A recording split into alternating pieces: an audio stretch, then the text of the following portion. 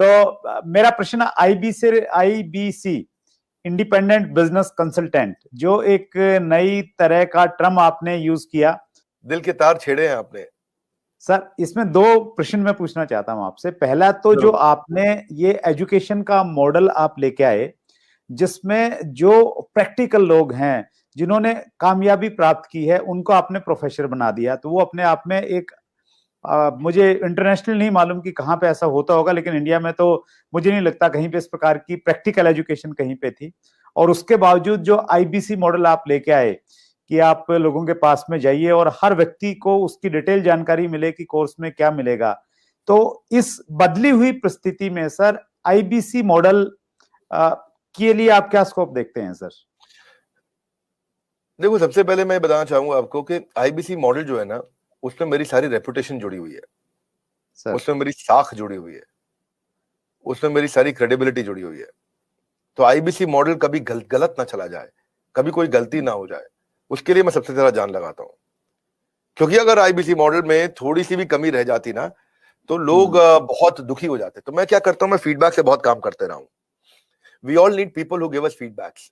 Feedback is a breakfast of a champion. So customer feedback के कारण ही Uber improve किया है। सो कस्टमर को सेंट्रल पोजीशन पर रखना चाहिए। तो जो आईबीसी है हमारी कंपनी के सेंट्रल पोजीशन में है। आईबीसी एक मॉडल खाली सेल्स का नहीं, आईबीसी मॉडल है एक आदमी को, एक सोलोप्रेन्योर को, एक एंटरप्रेन्योर को एंटरप्रेन्योर की जर्नी पे कैसे लेके जाए। क्योंकि सेटिस्फाइड कस्टमर आपके साथ रहेगा। तो हमने क्या किया, हम इस डेटा को बहुत स्टडी करना शुरू किया। तो हमारे जो आईबीसी बनते हैं, ज्यादातर उनकी एज है 15 साल से 35 साल के बीच में, ये लोग हमारे आईबीसी बनते हैं। और जब भी आईबीसी बनते हैं तो उसके बाद फिर जो है ना, the best way to look back is to get the feedback. तो मैंने फीडबैक पे काम किया, एनपीएस पे काम किया, नेट प्रमोटर स्कोर पे, लॉयल्टी स्कोर पे। और उस पर जब काम किया, जितना मेरा नेट प्रमोटर स्कोर, मेरा लॉयल्टी स्कोर, मेरे जो आईबीसी जितने मेरे साथ लॉयल रहेंगे, जितना मैं उनको अपने साथ में रोक सकूंगा, तो मेरे को सारी एक्यूरेट मेथोडोलॉजी बिल्ड करनी थी, यूनिवर्सल मेथोडोलॉजी बिल्ड करनी थी कि मैं फीडबैक्स लेते रहूं, उनसे बात करते रहूं। हमने अग्रवाल पैकर मूवर से भी सुना, सबसे सुना, हम सबसे देखते आ रहे हैं कि ग्रीवेंस मैनेजमेंट पे काम करना चाहिए। तो मैंने ग्रीवेंस मैनेजमेंट पे काम किया अपने आईबीसी के साथ में।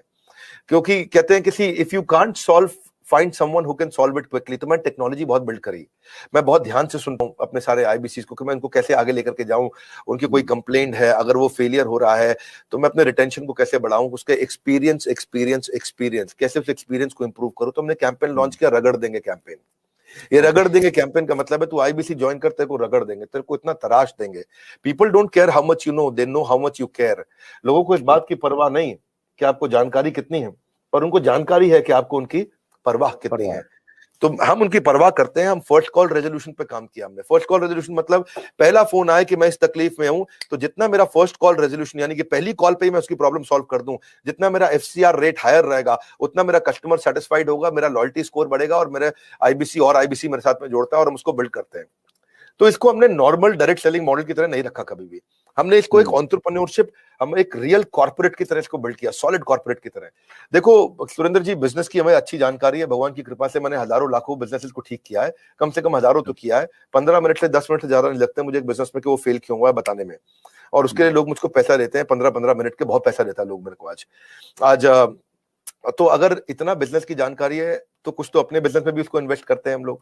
तो हमने फर्स्ट कॉल रेजोल्यूशन पे काम किया कि हम लोग तेजी के साथ पे काम करें। तो फर्स्ट कॉल रेजोल्यूशन में मैंने ट्रेन किया, अपने एजेंट्स को ट्रेन किया, हमने उनको रेजोल्यूशंस बिल्ड करने के तरीके निकाले, वेट टाइम को खत्म किया, कोई हमें फोन करे तो कॉल वेटिंग पे ना जाए, हमने उसको कैसे फर्स्ट टाइम राइट कर सके हम लोग। तो एफटीआर और एफसीआर इन सब पे काम किया। टर्न अराउंड टाइम बोलते हैं टैट, कि मेरे को अगर कॉल आया तो मैं कितनी जल्दी टर्न अराउंड कर सकता हूं, अगर कोई प्रॉब्लम को मुझे इंटरनली सॉल्व करनी है तो मैं कितनी जल्दी टर्न अराउंड कर सकता हूं।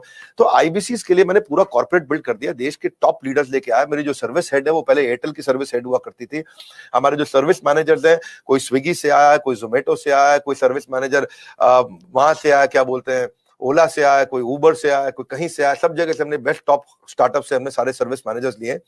और कोई भी क्वेरी को अनरिजॉल्व नहीं छोड़ते हम लोग, वो सुसाइडल है। अगर कोई भी किसी का क्वेश्चन आया उसको सॉल्व नहीं कर पाए, सुसाइडल है। आपको पता है आज सारी एमएलएम कंपनीज क्यों डूबती है? नंबर 1 टॉप कारण है नेगेटिविटी। जिस समय किसी एमएलएम में नेगेटिविटी फैल जाती है वो खत्म हो जाती है, गेम ओवर हो जाता है। तो हमें ये सब चीजें देखी है, हमने ऑब्जर्व करी है। तो हम चाहते थे keeping a query unresolved for too long is suicidal, तो वो नहीं करना कभी भी। उसके लिए हमने क्या किया, स्पेसिफाइड इंसेंटिव्स दिए कि अगर आप सेम डे इमीडिएट रेजोल्यूशन देते हैं तो हमने कंप्लेंट मैनेजमेंट सिस्टम लॉन्च किया, सीएमएस। कंप्लेंट मैनेजमेंट सिस्टम में सीएमएस के अंदर कोई भी सजेशन, कोई भी फीडबैक, कोई भी क्वेश्चन, कोई भी कंप्लेंट वो देगा तो हम उसको तुरंत रिजॉल्व करेंगे। मैंने लॉन्च किया था इसको अगस्त सितंबर के अंदर। उस समय मेरे पास 7,500, 8,000, 9,000, 10,000, 15,000 फीडबैक्स, क्वेश्चंस, कंप्लेंट्स या सजेशंस पेंडिंग रहा करते थे। लेकिन हमने क्या किया, उसको तेजी से हमने काम किया, उस पर लीडरशिप बिल्ड करते गए। इसके लिए पूरा सर्विस सेंटर बड़ा क्रिएट कर दिया, लोगों के कोर्सेज, हमने ये देखना शुरू किया कि कहां कहां बड़ी टिकट्स आ रही है, कौन कौन से बकेट्स हैं, उन बकेट्स को हम कैसे रिजॉल्व करें। उसके हमने फीचर्स बहुत जबरदस्त बनाए सीएमएस के। और फिर क्या हुआ, फिर हमने देखा ऐसा करते करते जब भी आए क्राइसिस तुरंत बना दो प्रोसेस। क्या रूल होता है जी सुरेंद्र जी, कि जब भी आए क्राइसिस तुरंत बना दो प्रोसेस। तो हर क्राइसिस के अगेंस्ट प्रोसेस बना दो भाई। एक दिक्कत आई, क्राइसिस आया था तो ऐसा प्रोसेस बना दो कि दोबारा ना आए। एक क्राइसिस आया, ऐसा प्रोसेस बना दो कि दोबारा ना आए। एक उसने शिकायत करी तो ऐसा प्रोसेस बना दो कि दोबारा शिकायत ना करे। मैं स्टूडियो में बैठा हूं, मेरे साथ में टीम काम कर रही है, अभी मान लो कोई यहाँ पे शिकायत आती है कि भाई इधर मच्छर बहुत है, तो वो ऐसा प्रोसेस बना दे कि अगली बार मच्छर ना मिले यहाँ पे भाई, कम से कम पहले ऑल आउट वगैरह जो भी लगाना हो आपको भाई। यहाँ पे अगर लाइट ठीक नहीं आ रही चेहरे पे तो ऐसा प्रोसेस बना दो कि चेहरे पे लाइट ठीक आए। तो जब आए क्राइसिस तुरंत बनाओ प्रोसेस। तो कई बार क्या होता है, बनाते बनाते हमने 750 प्रोसेस बना दिए।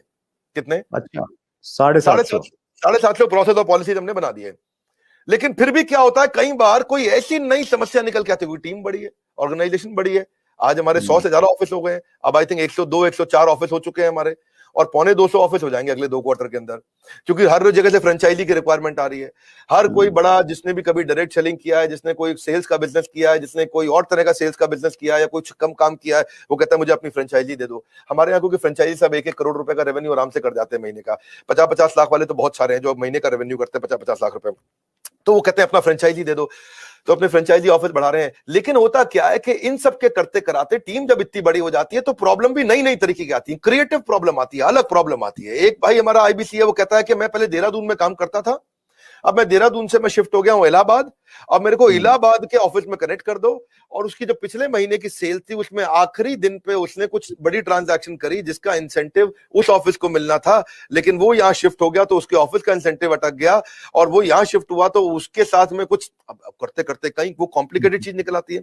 तो 751वां प्रोसेस चाहिए इसके लिए, 752वां प्रोसेस चाहिए, ये 753वां नया क्राइसिस आया है, तो उस क्राइसिस के अगेंस्ट नया प्रोसेस चाहिए। तो हमने नया टीम बना दिया, उसको बोलते हैं E cube, empathetic execution of exception. E empathy मतलब परानुभूति, सहानुभूति के साथ। एग्जीक्यूशन मतलब तेज फटाफट डिसीजन। एक्सेप्शन मतलब ऐसी चीज का जो पहले कभी आई नहीं। सो एम्पैथी, एग्जीक्यूशन, एक्सेप्शन, ये 3 चीज को हम बोलते हैं ई क्यूब। तो इसके लिए हमने टीम बनाई। इस टीम के अंदर हमने फाइनेंस, टेक्नोलॉजी और सर्विस के लोग हैं। कहीं पेमेंट का इशू है, कहीं टेक्नोलॉजी का इशू है, कहीं सर्विस का इशू है, किस चीज का इशू है, कहीं लर्निंग एंड डेवलपमेंट का इशू है, कहीं सेल्स की कैपेबिलिटी का इशू है, किस चीज का इशू है। तो हमने एक टीम बनाई, और जैसे ही कोई नई प्रॉब्लम आई 4 घंटे के अंदर नई पॉलिसी तैयार करेंगे, नया प्रोसेस तैयार करेंगे, और 4 घंटे के अंदर उसको सोल्यूशन देंगे।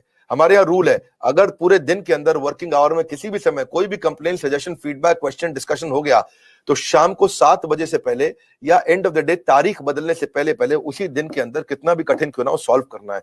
तो मेरा जो फीडबैक स्कोर हुआ करता था शुरुआत में वो बहुत लो था, वो हमने फिर उसको इंप्रूव किया। आज आपको जान के खुशी होगी, पिछले 2 क्वार्टर से मैं अपने फीडबैक स्कोर को 98% पे मैनेज कर पा रहा हूं।